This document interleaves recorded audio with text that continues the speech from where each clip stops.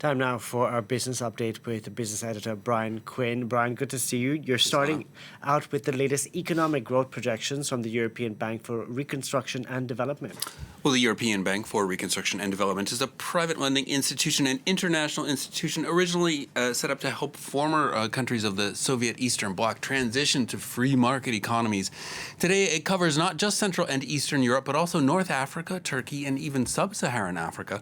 The bank's latest report says that despite headwinds like U.S. tariffs and Chinese industrial overcapacity, trade remained resilient last year in the regions that it covers, and it's expected to grow even more in the coming years. Average growth across the EBRD's regions estimated at 3.4% for last year. That's projected to hit 3.6% next year and 3.7% in 2027. For more about this report and what it means for international trade and the global economy, we can bring in its lead author, EBRD chief economist, Beata Javorcik. Beata, thanks so much for joining us. When Donald Trump rolled out his reciprocal tariffs on Liberation Day last April, a lot of people were predicting disaster for global trade. How do we account for the apparent resilience of economies that the EBRD works with, and what effects are the tariffs actually having? Well, the short answer is front-loading, sending exports to the U.S. market prior to tariffs taking effect last year meant that exports from the EBRD regions to the U.S. remained broadly stable. But when you look carefully at the data, you see that tariffs that were actually paid on those exports were much lower than the statutory tariffs. And that means that we have not felt the full impact of those tariffs yet. Of course, the important point is that for our regions, for emerging Europe, for North Africa, the US is not, in many cases, not a very important market. So the biggest effect of US trade policy works through its implications on Germany.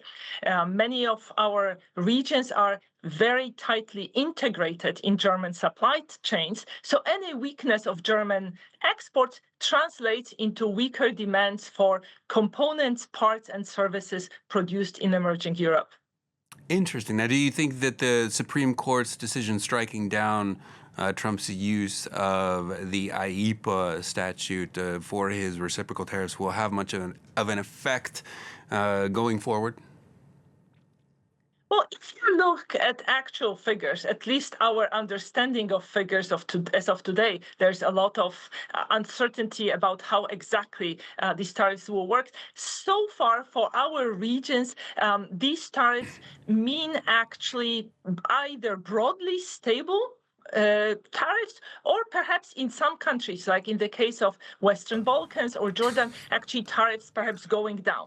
But there is another underappreciated implication of this turbulence in global trade policy. It means that policymakers are constantly hit by shocks. They have to deal with the urgent matters. They are constantly operating in the emergency mode. And that means that long-term issues that they should be dealing with, such as aging of society, such as a competitiveness challenge, get pushed down the agenda. They remain unaddressed, and therefore this constant turbulence will have negative implications for long-term growth. Indeed, always scrambling to keep up with the latest developments. Oh, let's talk about the other elephant in the global trade room, if you will. China, obviously, a huge player in many of the economies covered in your report. How do the U.S.-China trade tensions play into their situations? How do China's own domestic policies affect their economic growth? Well, there has been a lot of concern last year that drop in Chinese exports to the U.S. as a result of the new U.S. tariffs will translate into China sending more goods to other markets. So far, we have not actually seen this happening. What we also see is increased investment from China into many of our regions of operations, for instance, into Central Asia, particularly in the automotive industry, so electric vehicles, batteries. And, when you look at countries that are pursuing multi-vector geopolitical strategies, countries that are positioning themselves, between great powers, they are benefiting from FDI inflows from everywhere, from the Western blocs, from the Chinese bloc, from unaligned countries. So these connector countries may actually do better than they would have done under current circumstances. Playing the great powers off each other, as it were. Your report mentions demand for AI-related products fitting into the growth of EBRD regional economies. How is that working? Well, the AI boom creates demand not only for electricity, but also for many products, products related to scanning, products related to computer equipment. And many of our countries, so Hungary, Czech Republic, Poland, Latvia, are actually exporting these products. So they are well positioned to benefit from the increased demand for AI-related goods.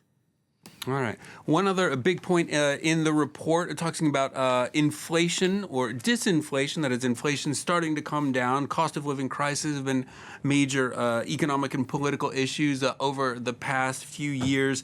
Are we seeing it start to recede, and what effect is it having on consumer spending in these economies? So the continued disinflation process has actually stimulated private consumption. And this is one reason why the outturn last year was somewhat better than expected. The disinflation process continues. We are seeing growth in nominal wages subsiding. And actually in Central Europe, real wages are below their pre-COVID trend. In contrast, in Western Balkans or in Central Asia, consumers enjoyed a growth in real wages that is above the pre-COVID trend. So there's a bit of a sort of differential here. A mixed picture there. It's a fascinating report. I want to thank you very much, Beata Javorcik, Chief Economist at the European Bank of Reconstruction and Development. Thank you so much for being with us here on France 24. Thank you very much. And that's it for business. Back to you, Delano. Thank you very much for that discussion there, Brian. Brian Quinn there with the business.